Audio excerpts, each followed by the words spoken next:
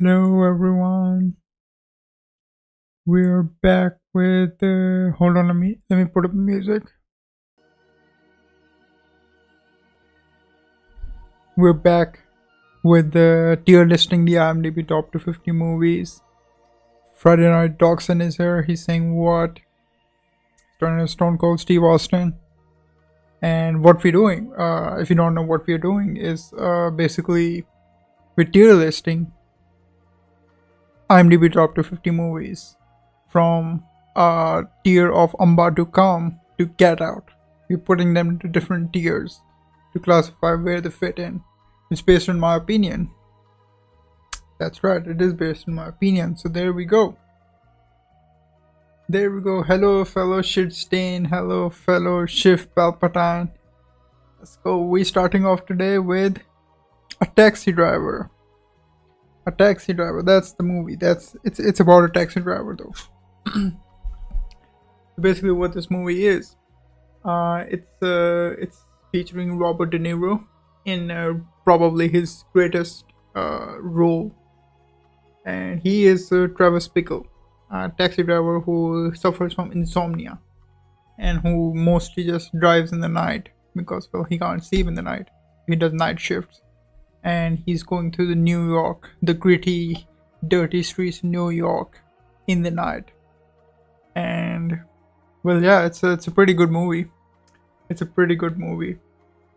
It's its whole character journey of this insomniac guy going from being a taxi driver to being completely insane, and that's what the story is. And if you thought that if your Riz game was bad, Travis Bickle's Riz game is even worse. I mean, he gets a 10 out of 10 girl. Okay, he gets her. Somehow he gets her. And then he gets her out on a date. And where does he get her? He gets her to a porn cinema. That's where he brings his date. Brilliant.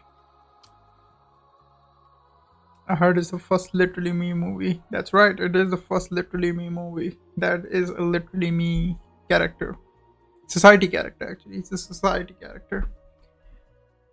And who else? Well, another standout performance in this movie is Jodie Foster, who is playing the role of a child prostitute, which is pretty fucked up in itself. And Travis Bickle, he gets to know her, and eventually, he gets pissed off that she's into this line of work, and the people who have pushed her into this line of work. It's a pretty good movie. We're putting it into a hood classic. It is certainly a hood classic movie. So we putting it in. This is a certified hood classic. Let's go. My video quality is so bad right now, so I'm gonna be here for long. Bye. We'll come to the next ranking. No, don't leave. Well, there will be a next ranking. It's not gonna end today. There's still a lot of movies to go. Next up is Schindler's List.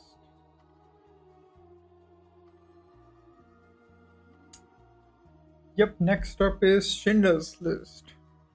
It's a movie about Oscar Schindler, who's a German businessman. He's an industrialist, and he does business. And this is in the middle of World War II.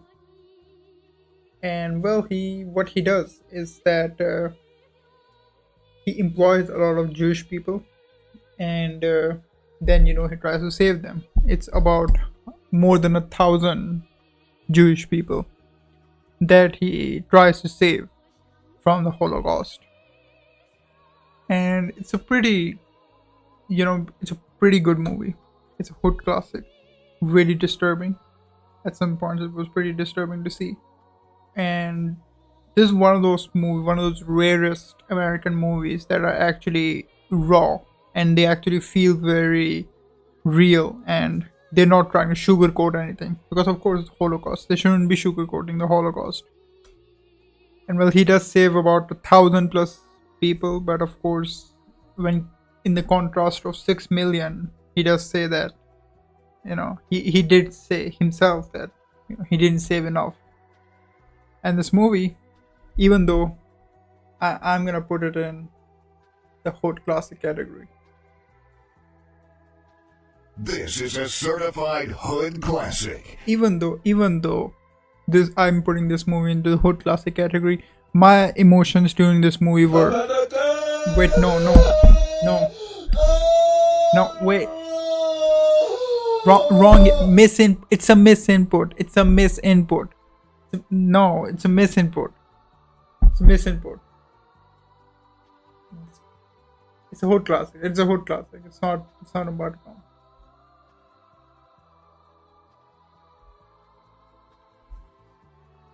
Next up is Capernaum. So Capernaum is a Lebanese movie, and it's about this kid whose sister is being forced to marry, and she's also a kid, and so he leaves his house, and then he does a case on his parents, and well, he's pretty poor. It's showing the sides of poverty. It's a pretty good movie. It's a hot classic. We're putting it in the hot classic category. It's a really good movie. Really explores a lot of tough topics, and there's also the topic of sex trafficking discussed in this movie, and there's also child labor. So it's got some really strong topics in this movie, and the story really does justice to those topics as well. So we're putting it into. This is a certified hood classic. Let's go. Probably the best Middle Eastern movie out there. Next up is a Charlie Chaplin movie, which is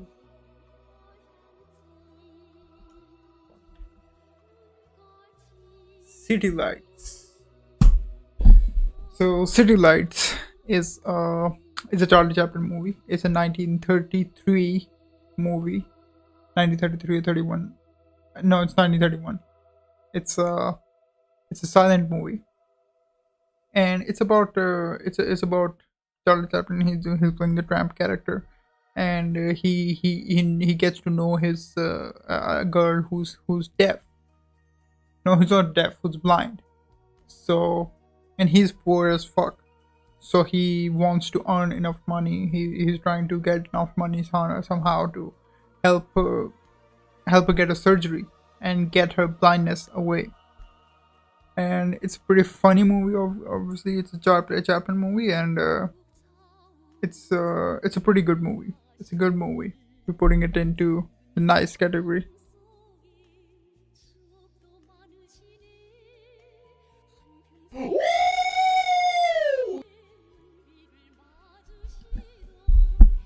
Next up is, well, this is a brilliant movie right here.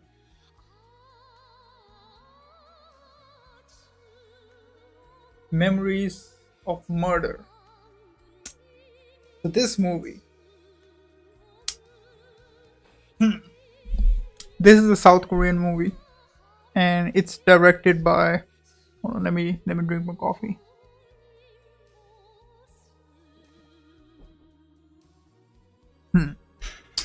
This is a South Korean movie.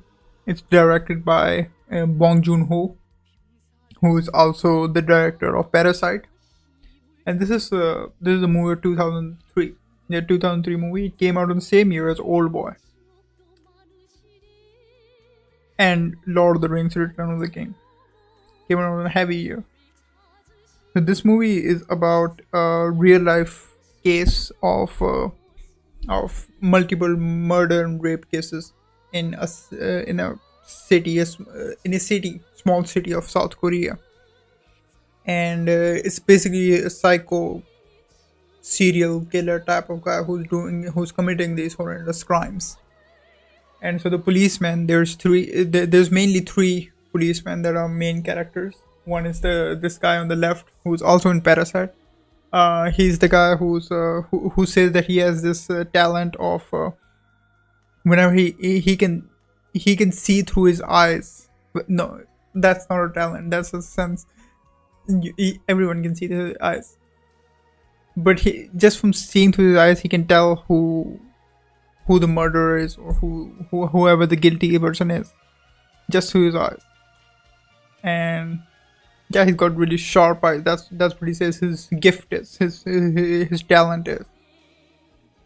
And the second guy on the right side, he's a investigator somewhere from Seoul, and he's come all the way to the city to find out who this killer is. And he's probably he's actually a really competent person compared to the rest of the investigators that we have. And another third investigator is who's a hot-headed guy, and he's just flying kicking people, everyone. Bonus points for this movie for the flying kicks, because those are awesome flying kicks. But this movie is brilliant. I'm gonna put it into, this one is going into, this is going into,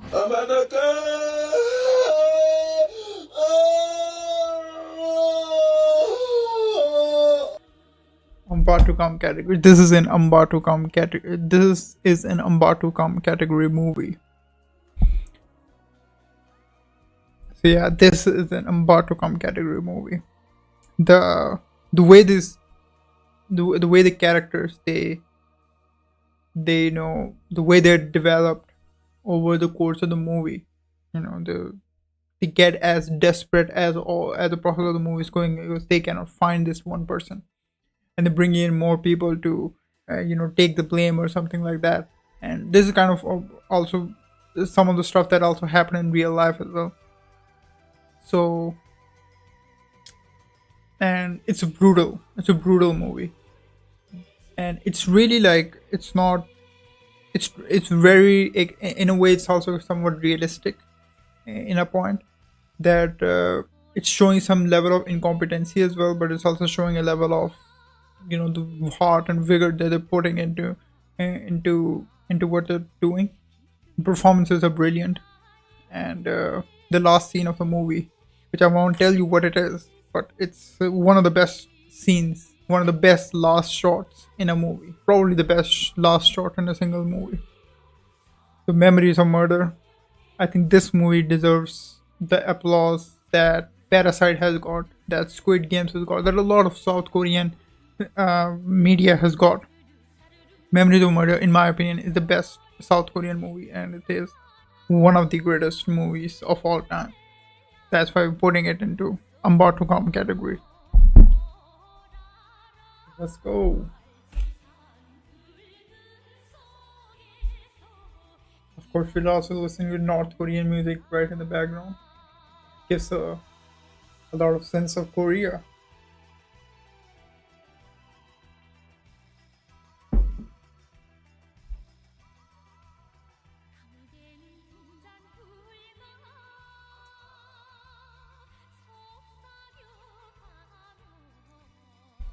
Next up is A Man Escaped. So this is a French movie, so you already know that it's gonna be a stupid ass movie.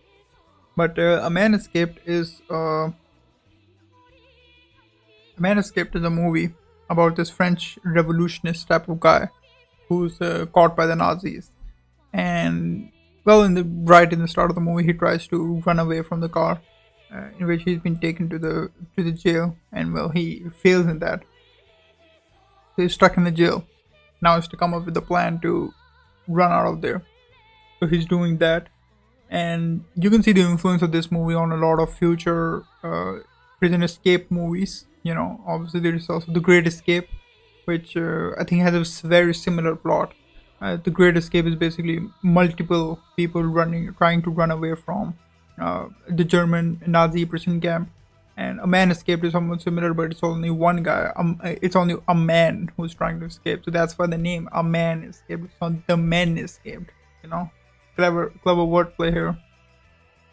So yeah, it's got a good premise first time.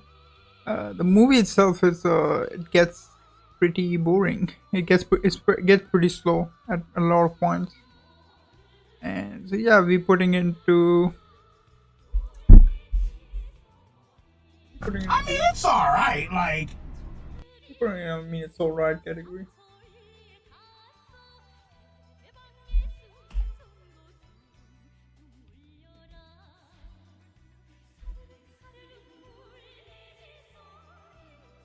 Next up is The Wizard of Oz.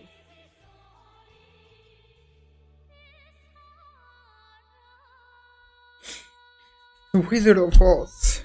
It's a 1939 movie, and well, it's about a girl who. It's a musical movie, by the way. It's about a girl who's living in this village somewhere in America, and which gets a lot of tornadoes. And one of the days they get a tornado, and that tornado is pretty big, and it's so big that it takes away the whole house, and it just spirals into up there, and she goes spiraling with her dog into the land of Oz. I don't know what it's called, but maybe it's called the land of Oz. Well, it's the Wizard of Oz, so it must be the land of Oz. You know, he must be a wizard of Oz, so the land's place must be called Oz. You know, like Ozzy Osbourne. Anyways, the Wizard of Oz. It's a decent movie. It's a decent movie. It's pretty much a children type of movie. Children might love it and stuff. So yeah, we're putting it into, I mean, it's alright category. I mean, it's alright. Like,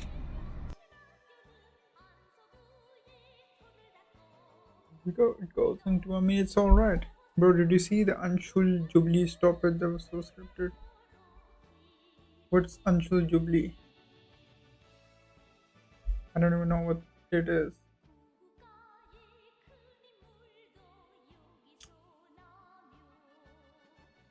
Next up is a Quentin Tarantino movie, Kill Bill, Volume 1. It's a 2 series movie, obviously. So this is the first one of the series, Kill Bill. So yeah, it's about this character who is called the Bride, and she is an ex-hitman, and now she's gonna marry someone. She's quit being a hitman, and now she wanna marry someone. She wanna settle in, but well, some people don't want her to settle, so they attempt to kill her. Too bad, she survives. The man who attempts to kill her is Bill, so that's why the name of the movie, Kill Bill. So she is now on a revenge plot to kill Bill. That's what the name, Kill Bill. You know, that's the movie's name. So I don't know. I don't think I've spoiled anything. Well, spoiler alert: she doesn't kill Bill in Volume 1. That's why the Volume 2. Well, it's the same movie actually. It's the same story. Sound exactly the stories, but yeah. But this movie is brutal. This movie is like kind of a really slasher type of, not really slasher type, but it's got its fair share of violence. Sword fights are crazy, especially the scene in which she's in like a Japanese type of place, and that scene is brilliant. The fight scene sequences in that scene is brilliant. So yeah, we're putting it into nice category. It's a good movie. It's a good movie.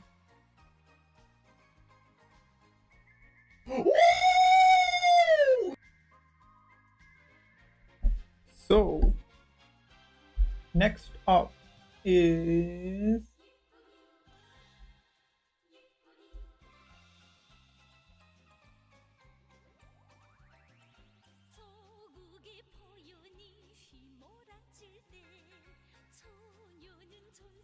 The Hunt.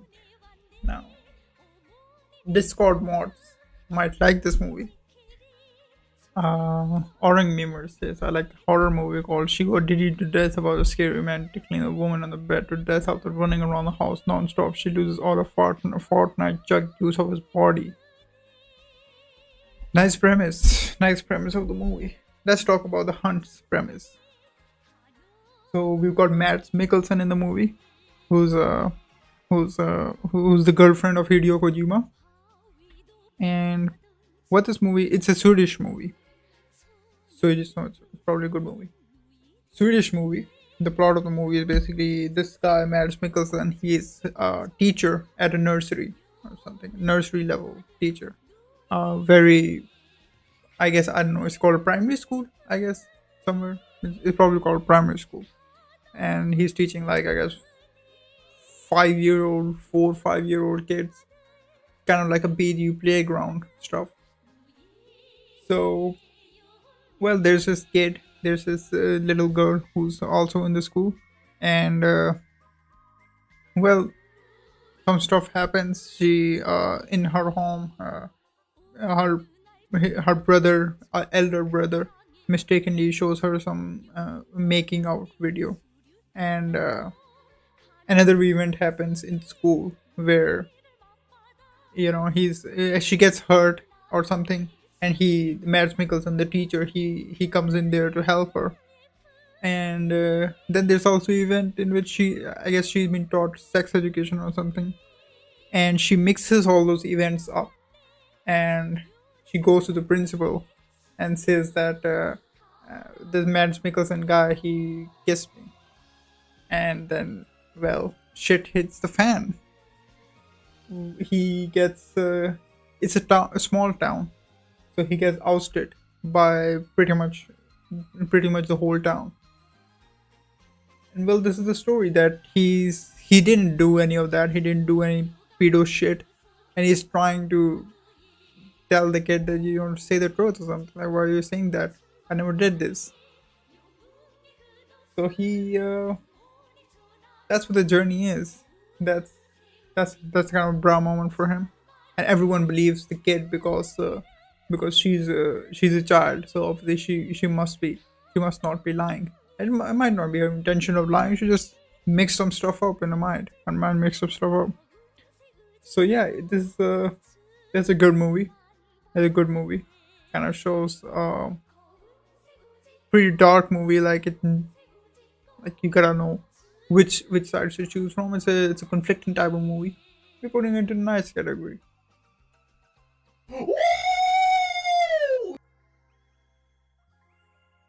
Did you see all these? Yes, I did see all these movies.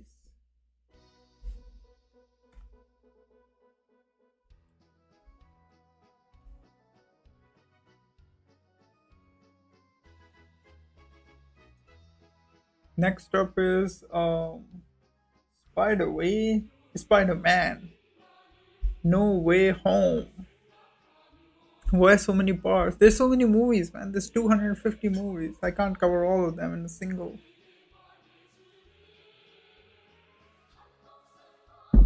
video. Too many of them. Spider-Man No Way Home. The plot of this movie is that it's called Spider-Man. It's got Doctor Strange. It's got Zendaya, who's MJ.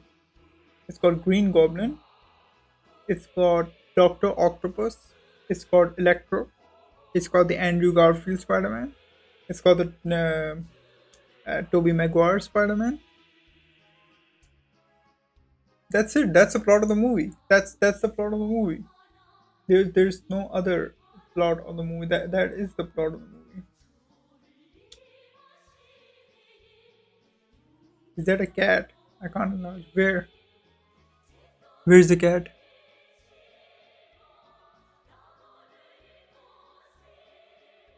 Where is the cat?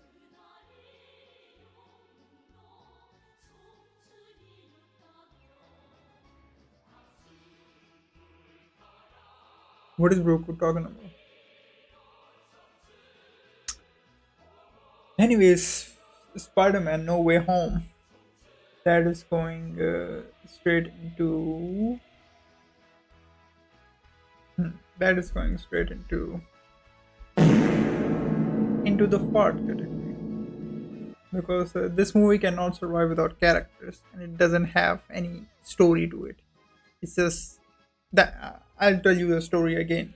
So the story is it's called Spider-Man. It's called Spider Man. It's called Spider Man. It's called Doctor Octopus. It's called Green Goblin.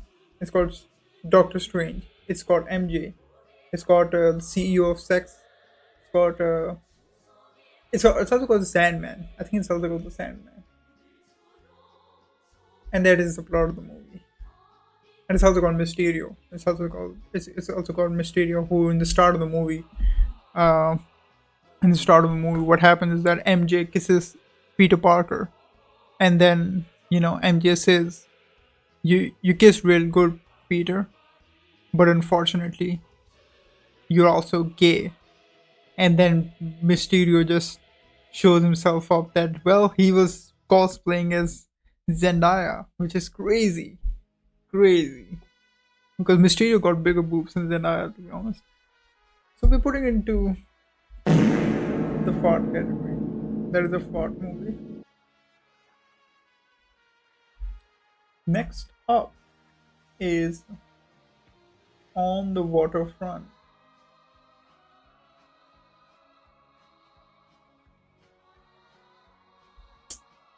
So on the waterfront, it's called Marlon Brando in the movie. Marlon Brando in the movie, who's also Vito Corleone in The Godfather, one of the greatest actors of all time. And it's also got DJ Cobbs in the movie, who was also in 12 Angry Men. And of course, he is the standout performer in this movie. He was amazing in this movie. So on the waterfront, what it is that Marlon Brando guy, he works for DJ Cobbs, and he's basically a gangster. So he whacks one of the guys by whacking. I mean, he kills one of the people, and then he meets the sister of the man who he killed. He falls in love with her, so now he tries to undo what he did. Not like unkill the man who he killed, but like uh, like get away from the gangster boss he got. So yeah, it's a decent movie. I mean, it's all right. It's not great, but it's all right. Put it I mean, into it's alright. Like, put it into all right category.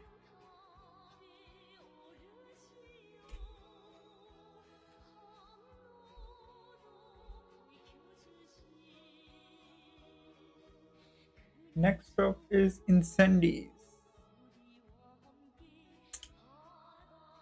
It is a great movie though. It's a great movie.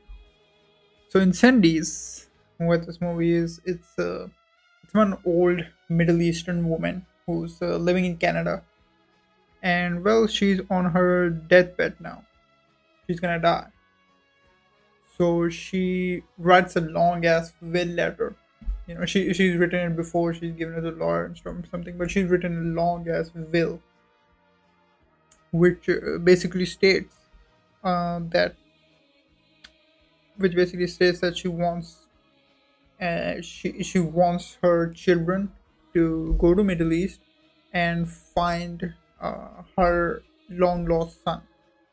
So basically, what happened is that she's a Middle Eastern village. She's from a Middle Eastern village, and she does premarital sex, and she gives birth to a boy, and because it's haram, it's taboo.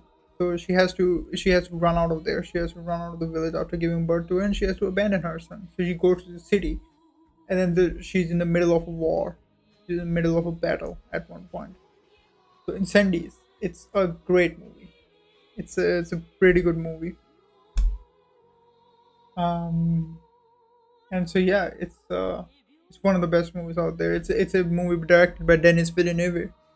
I think it's the best of his work. Really unique kind of concept and really brilliant premise. And one thing I really like about I'll put it in the hot classic category. this is a certified hood classic. We'll put it in the hot classic category. One thing I really liked about this movie and about Denis Villeneuve is that he's a huge Radiohead fan, which is pretty based off him. Like that is one of the most base things that Dennis Villeneuve can do.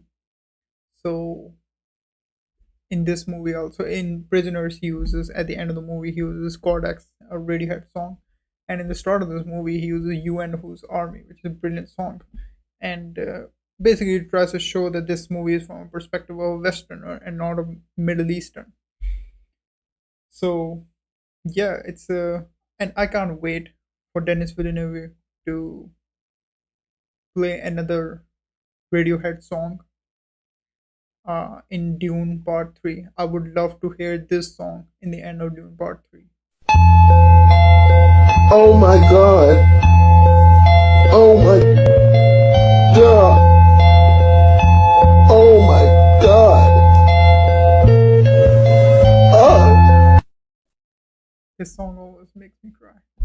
One of the best Radiohead songs. Always makes me cry. So emotional. He really showed his emotion there. Anyways, next up is The Kid.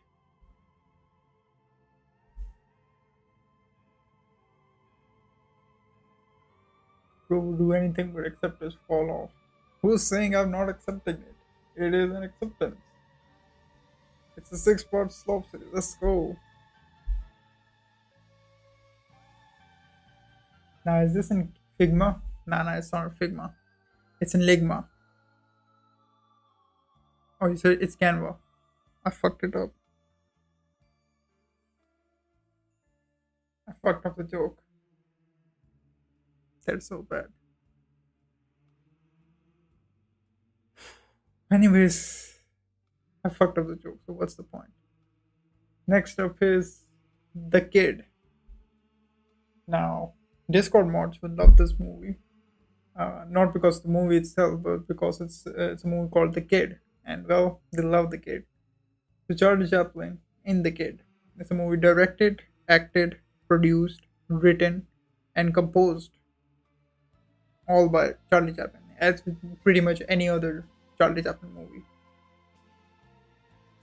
So, in the Kid is basically about Charlie Chaplin. A mother basically. She's poor as fuck, and she gives off her. She gives birth to a child, and she gives off her child. Uh, just, just just leaves it out there in front of a house. And well, Charlie Chaplin he finds it. So he's trying to give it away, but he can't because but he can't for some reason because people are misunderstanding him. So now he has to take care of the kid. So he takes care of the kid for a long time. So yeah, it's a good movie. It's a good movie. We're putting it into the nice category.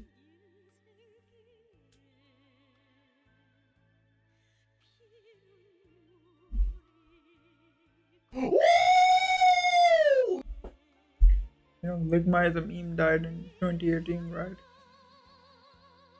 What's meme?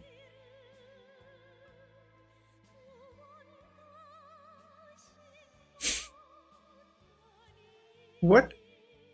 Oh hell no, bro! Come on, no, no, wait, no! Oh hell nah, come on!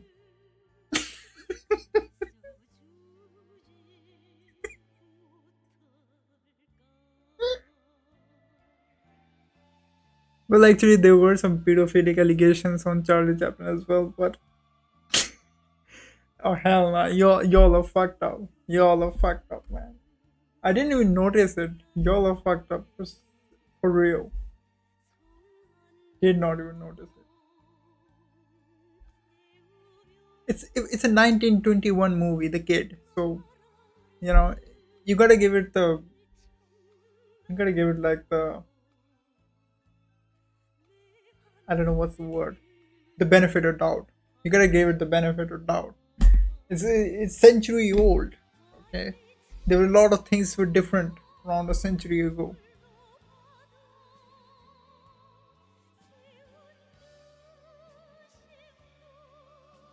Next up is Metropolis, the robot looking thick though. So Metropolis, it's a it's a 1927 movie, and well, it's a movie way ahead of its time. It's a German movie, silent movie, directed by Fritz Lang. Movie way ahead of its time. It's basically about a dystopian city in which the rich is very rich. They rule over its factory and stuff, and the factory is running the whole city of Metropolis. And down there are the poor people who are just working their ass off in the factory, and they don't get basic benefits and stuff. So I mean, yeah. So yeah, Metropolis. It's a good movie. For its time, it's a really good movie. It's showing this dystopian state between the two, and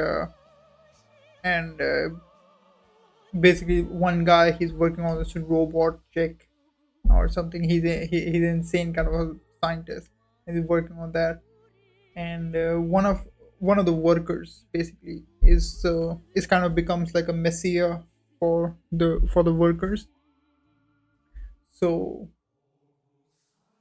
he basically she becomes kind of a messiah for the workers. And well, she's she basically is saying that yeah, there should be peace, we should be given some better rights, better facilities, and we should go to the upper ups and try to talk to them. But well, they don't like that. They don't the upper ups, they don't like that. So there's that. So there's that. And one of the cool facts about this movie is that this was one of Hitler's favorite movies, mainly because it was anti-capitalism and somewhat pro-socialism. That I don't see a lot of pro-socialism in it, but well, yeah, it is Hitler's favorite movie. Although he did miss the point. He did miss the point of the movie. This movie at no point does say to kill the Jews, but he did. He did it. So yeah, we putting it into nice category.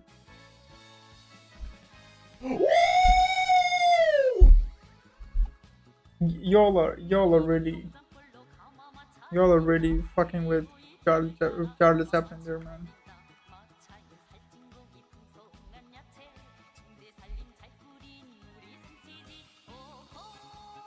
Next up, Coco.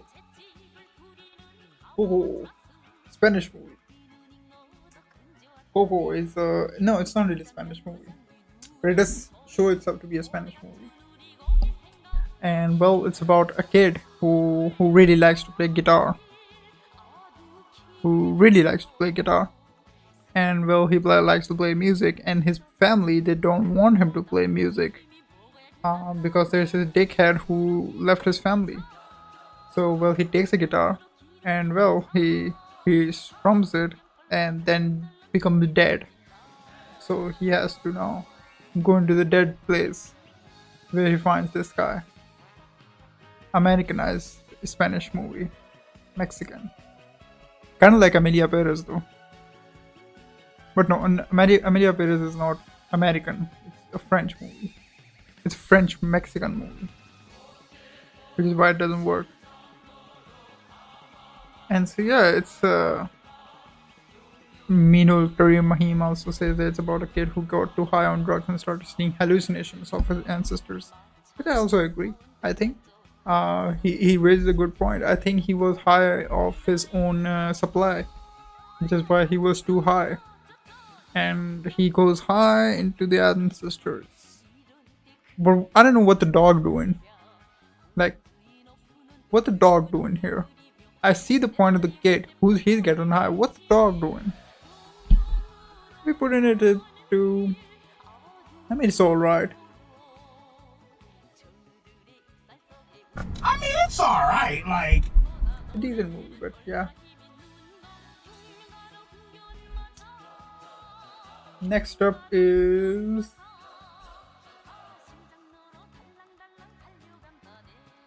Into the Wild. So there's a real life story, real life movie. It's It's about this guy who's a very smart person. Who's, I don't know, he's studied in some really high level university, high level college, graduated with the best grades possible, and well, he can be whatever he wants to be.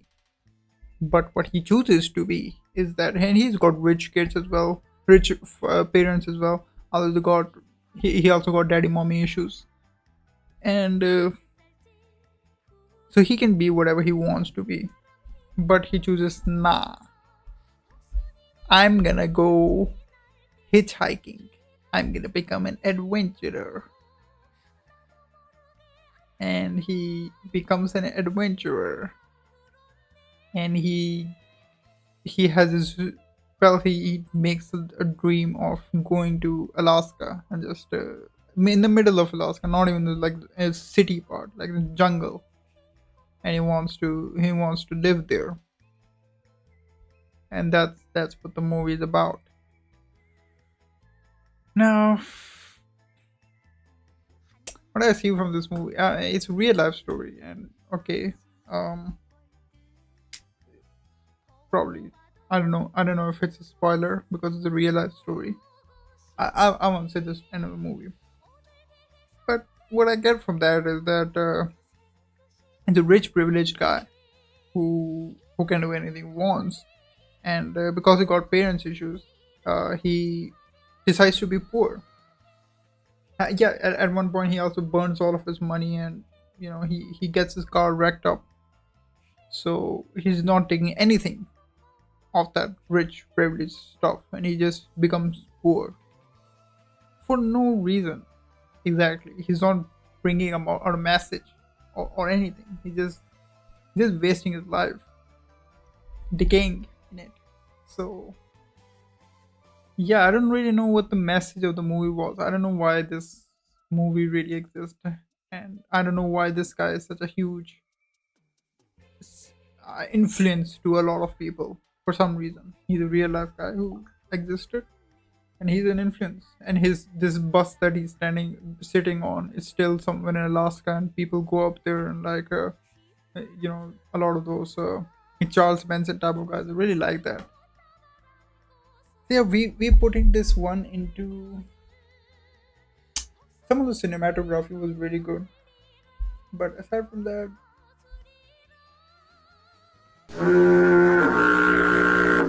we gotta put it into the stinky poopy category.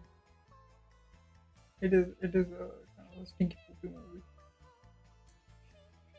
I could have put it also in the fart category, but I wanted to balance out the stinky poopy there because it's only got two movies before, so yeah. How many movies left? A lot.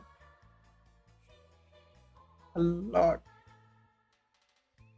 A lot of movies left. Like around 12, 12, 12, 12. 12 multiplied by 4 is 48. And then we add in 2, 3, 4, 5, 6, 7, 8. 56. 56 left. A lot of movies left.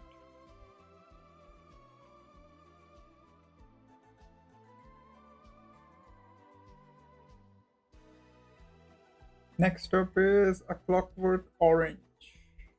Stanley Kubrick movie, a classic one at that. And it's a pretty disturbing type of movie. It's a pretty disturbing type of movie. It's gonna take another part. It's gonna take more than another part. It's probably gonna take two more parts. It's probably gonna be an 8-part series. That's right. We're going into this one. So, A Clockwork Orange is about this guy who basically breaks into someone's house, a British house, and he rapes a woman. He doesn't murder her, but he does rape her. So he gets arrested eventually, and he's to get off that prison sentence, he applies for a kind of a medical experiment in which they fuck up your mind. They kind of give you what a lot of crimes. They make you show it, and then you have to get that scar. You have to get that trauma in your mind to not do that shit anymore. So that's what the movie is. That's what the movie is. It's a pretty good movie. It's a pretty good movie. Pretty fucked up movie, but it's a pretty good movie. We're putting it into the hood classic category. This is a certified hood classic. British movie, eh? It's not Tuesday, is it? It is not directed by a British guy though. It's directed by Stanley Kubrick, who's not a British guy. But we can have a ball war or something.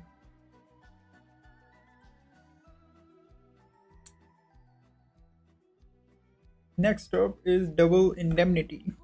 It's a 1944, I guess 1944-42 movie, and it's about this woman basically gets her husband killed to get her insurance money, and the guy in the back that we see here on the poster, he's the insurance agent, and he's the one who's doing all that, who's involved into that, and they've got a deal within each other that we should kill off that guy and get his insurance money. And well, someone is investigating it, and he's like, there's something sussy going on. I don't know. I don't know. He looked like a sussy baka. So this is a nice movie. We're putting it into the nice category.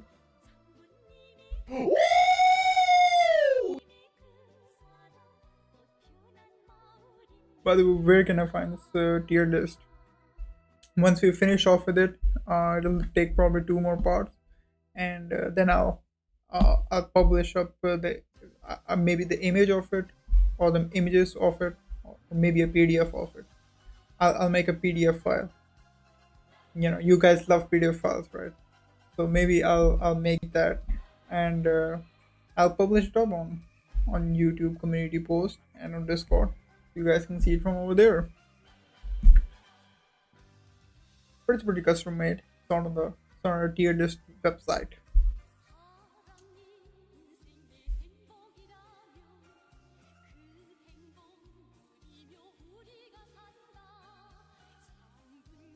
Next up is Catch Me If You Can.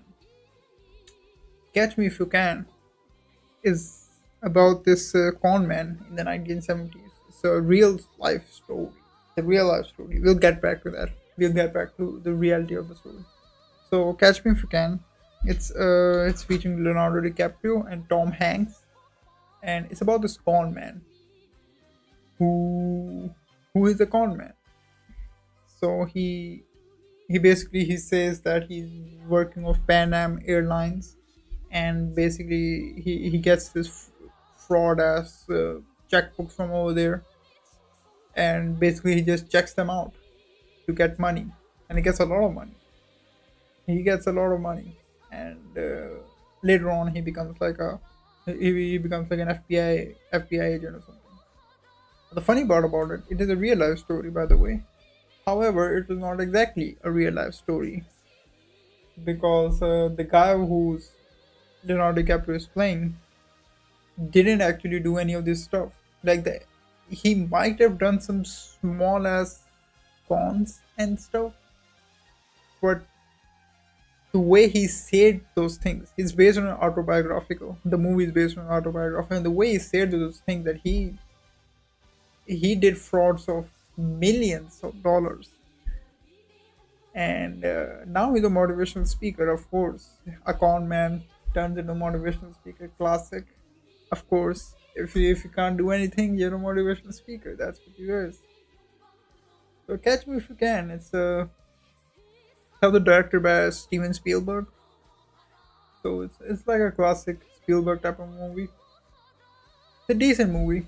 I mean, it's alright. Not great, but we're putting it to, it's alright. It's alright, like. Please, I wanna catch shitboards Giat. Can you catch any Giat? Or can I catch Yogi yet? Goes down bad.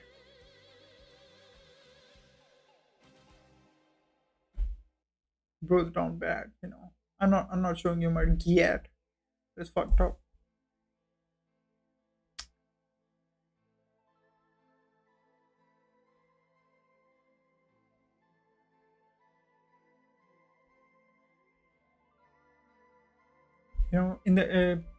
In the comments write yet if you wanna see orang memers yet.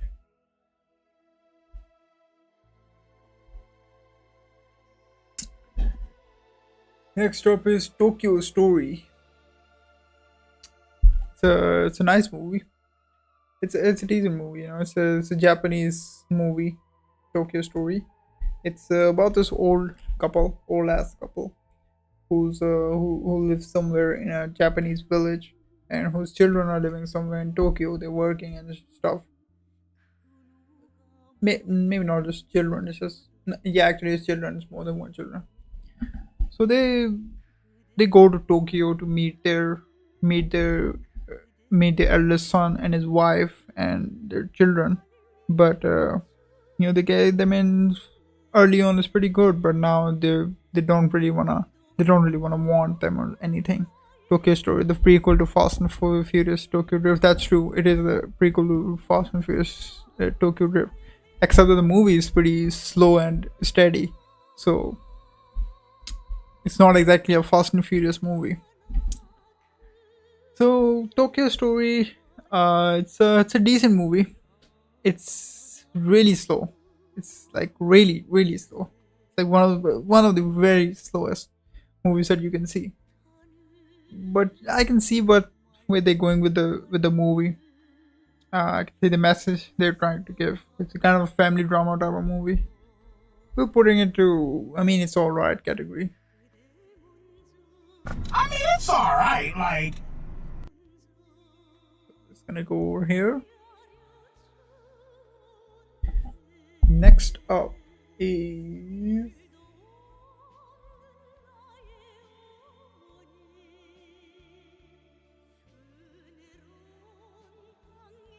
slower than Zack Snyder action scene. For real. It is slower than a Zack Snyder action scene. Next up is In the Name of the Father. It is a Daniel Day-Lewis movie. And well, Daniel Day-Lewis, he's a brilliant actor. He's a brilliant actor. And well, this movie is an Irish movie, and it's about the main character. It's a real life story, another real life story here.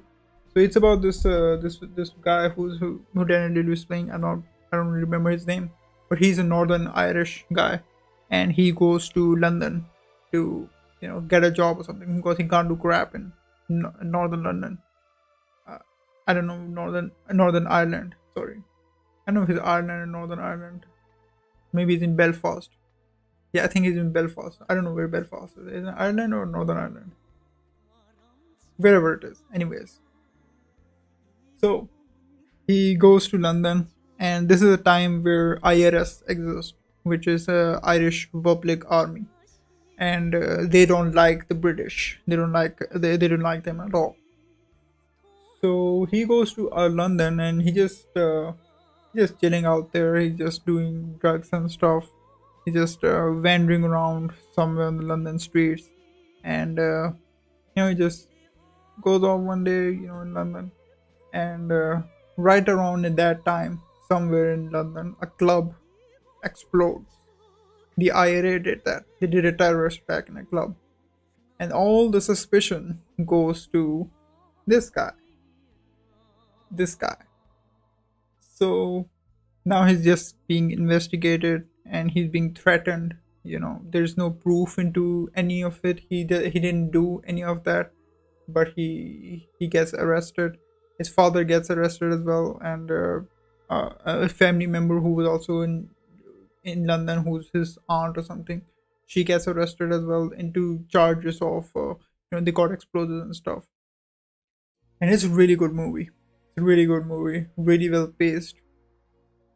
And the best part about this movie is in the start of the movie, they got the song playing, which is going like Bono is singing, "In the name of the Father, in the name of the Son." It's going slowly and steadily, and then they go into the club, and then the club just explodes, and the song just goes into this brilliant orgasmic scene, about to come kind of level. That is one of the, if not the best opening scenes of a movie. Like, that is on the level of Dark Knight. That's how good that opening scene is. Not as good as Dark Knight Rises, where Bane basically says, "You're big guy. Well, for you, haha." So, in the name of the Father, that should smashes. We're putting it into Hood Classic category, and of course, Daniel Day Lewis was brilliant in the movie. It is a certified Hood This Classic. is a certified hood classic.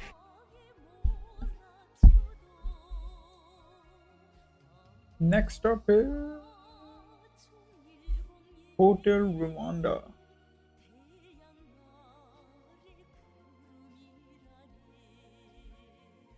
So, Hotel Rwanda is basically the African Schindler's List. Now, why do I say it's an African Schindler's List? Well, everyone says it's an African Schindler's List. It's also because this guy, who's the real life guy, this is also a real story, who's I don't know what his name is, Paul. I forgot his last name. It was very long. He's a manager of this hotel in Rwanda, and well, what happens is that in Rwanda, and somewhere in the 90s, there is a Rwandan genocide. There, one of the caste of the Rwandan people, they're killing off lower caste, somewhere with that, well, like that. Why they're killing off them? Why they commit this genocide? It's because the president is killed, and well, there's still no proof about it, but it's most probably that not the people that they committed genocide of killed those people, kill the president. They killed him themselves just to cause the genocide. So what this guy does, Paul here, he now Hotel Rwanda is like a 5-star hotel. It's I don't think Africans are allowed in there. It's like a diplomatic type of a hotel where every fucking foreigner is in there. So, but he's the manager, and he brings in some people from who are gonna be killed off in the genocide to stay in the hotel, and he kind of saves them doing that. So it's a nice movie. It's a solid movie. Yeah, we're putting it into the nice category. The worst part about the whole thing is that the ball guy that we have, um we had to do a nice emote. The Paul guy here, he later on, after all of this has happened, this like years later, he gets into Rwandan politics, and well, he does a lot of fuck ups over there. He's saying a lot of fucked up stuff, um yeah, he's saying a lot of wild stuff in there. He's become like a conspiracy theorist and shit, which is kind of ruining his reputation and all. And this is after the movie came out. When he became popular, he became a politician, and well, what politicians do. They do crappy stuff. So Hotel Rwanda, nice movie. Put it in a nice category. Next up is a 2015 movie featuring Captain Marvel, Brie Larson. The movie is called Room. So Room is about this lady who's Brie Larson, and she's in a room with a child, and they cannot get out of that room because they're kidnapped, they're abducted, and the child that she is with, it is her child, but she doesn't have that when she was kidnapped. So it is partially the kidnapper side as well, because the kidnapper has also raped her, and so she has been in there in the room with her son for I don't know how years, probably like 6 to 7 years maybe. The kid's age is around maybe 7 to 8 years in this movie. So it's around 10 years she's stuck in that room. So the kid has never seen sunlight. He's never stepped outside. So it's a solid movie. It's a solid movie. Is it based on a real life story? Well, here's the thing. I will put this into the tier list, and then I will talk about the stuff that is going on. We put it into a nice tier list. Now, it's not actually exactly based on a real story, but it is inspired by real life events. And the real life events are basically, and it is much worse than what this movie story is. The real life story is much worse. So it's about this Austrian guy. It's not about that Austrian guy. It's about another Austrian guy. I think that guy might be worse than the original Austrian guy. His name is Joseph Fritzl, and he's an old ass guy. He's like this engineer or something. And how do I say this?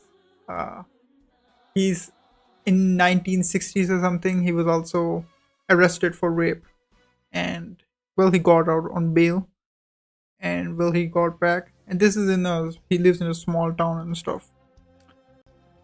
So he has multiple children, and he has multiple daughters as well.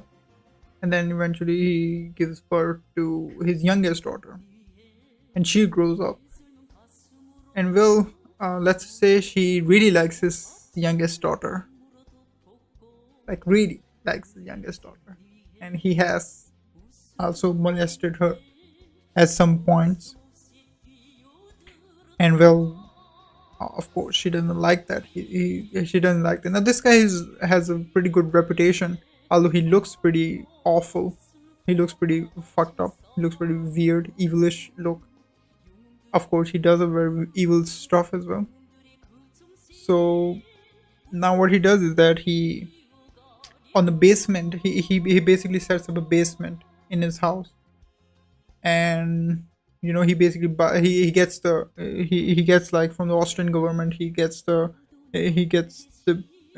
permission to make a basement in his underground. And he's an engineer guy, so he sets up the basement, and he's basically setting up some kind of room in there, some kind of like a garage or something.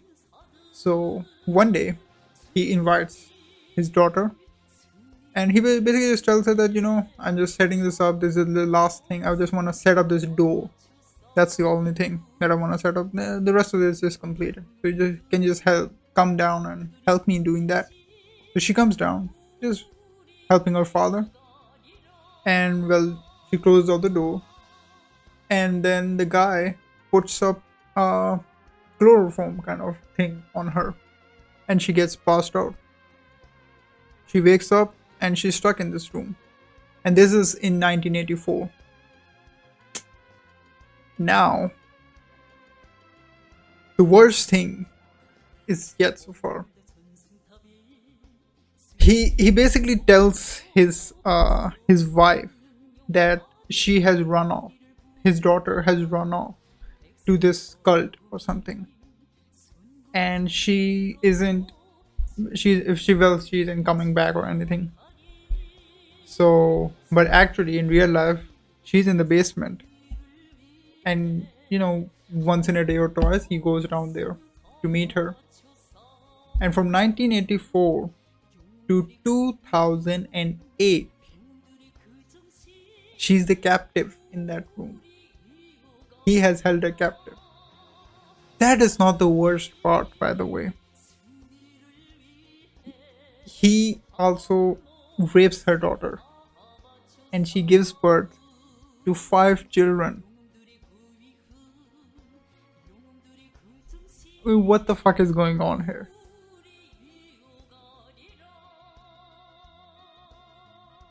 And some of the children he he kind of makes up a story or shit, and he basically sends them above to the ground, above home. And he basically tells his wife that she sent a child of her because she can't take care of her, and she basically it makes her write a letter to convince his mother. So two of the children go up like that, and three of the children are down there. And I guess this is somewhat inspired from the 6-year old who wasn't there till he was kept captive, the youngest one. But basically in 2008, what happened is that, well, he's also getting old and he's getting bored and he's getting tired, and he can't stop. A-Train can't stop. He wants to do more kids. He wants to keep on fucking his daughter, by the way. And well, one day what happens is that, and the 18-year-old child, one of the 18-year-old child, that is the eldest of the ones, she gets some kidney issues. She's getting like kidney problems and stuff. So she begs her father that, come on, you have to get her to the hospital. She cannot survive here. She got kidney issues. So well, he's got no choice. He gets her to the hospital, and well, they're getting surgery and shit. The doctor's like, what the fuck is going on? Like, who's her mother? Who's this kid's mother? And they tell him that he has to bring her mother. So she brings her up, and well, they ask her that, what the fuck are you doing to a child, woman? And they actually tell her that you have to tell what is going on, or we're gonna arrest you for miscarrying of your child. Eventually, she tells the whole thing. What is going on? Why can she not take care of her child? And well, eventually that guy gets caught, Joseph Rizzo. So yeah, it's a pretty wild story. It's a pretty fucked up story. Now the room ones, they didn't explore any of that, and which I think is a good thing, because they didn't need to. They wanted to show the perspective of the mother and the child, because it's pretty brave of her to survive 24 years to raise her children in basically hell. It was basically a hell that they were living in. Most of the children, they haven't seen even outdoors. So it was pretty fucked up. And who's doing it to her? Her father. So she could have killed herself, but she didn't kill herself because of her children. So it's good that they're showing this from the perspective of the mother and the child, and not from the perspective of that piece of shit. So yeah, it's a pretty dark story. So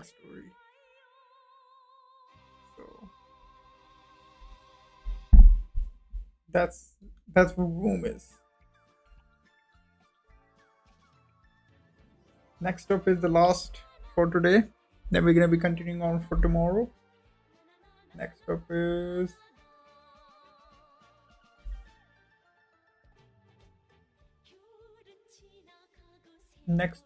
well, Star Wars: Return of the Jedi. So transition, of course, we talk about incest, and then we're talking about Return of the Jedi. It has incest themes or something. And well, yeah, it's Return of the Jedi, and it's the final of the first trilogy. And it's a nice movie. It's a good movie, of course. From where you can tell with the poster, you've got Princess Leia. She's in his peak. She's in her peak, of course. And Return of the Jedi. This is the ending of the story. We know who Darth Vader is. We know by Empire Strikes Back who Darth Vader is. And now Luke Skywalker is traumatized because of that. And well, Princess Leia doesn't know a lot of what is going on. So eventually she also gets to know that, hey, Princess Leia and Luke Skywalker are related. Well, earlier on in one of the series, they actually kiss each other. So now Han Solo is like confused, like, what is going on? This is a weird family. But yeah, Return of the Jedi. It's a nice movie. we're putting it into a nice category. But the best one is probably Revenge of the Sith.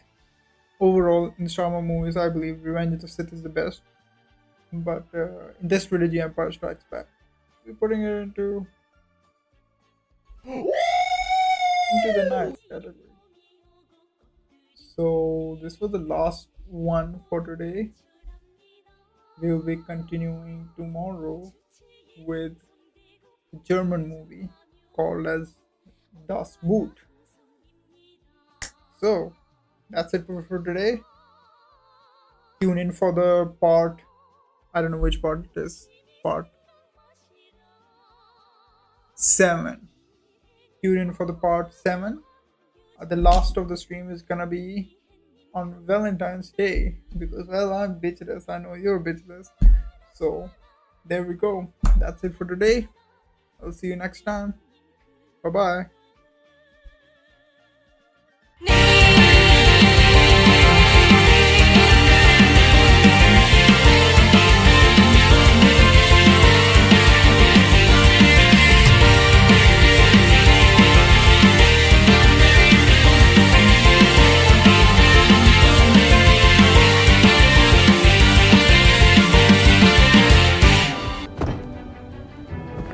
Come a long way since the garage. Gotta say, it's fantastic.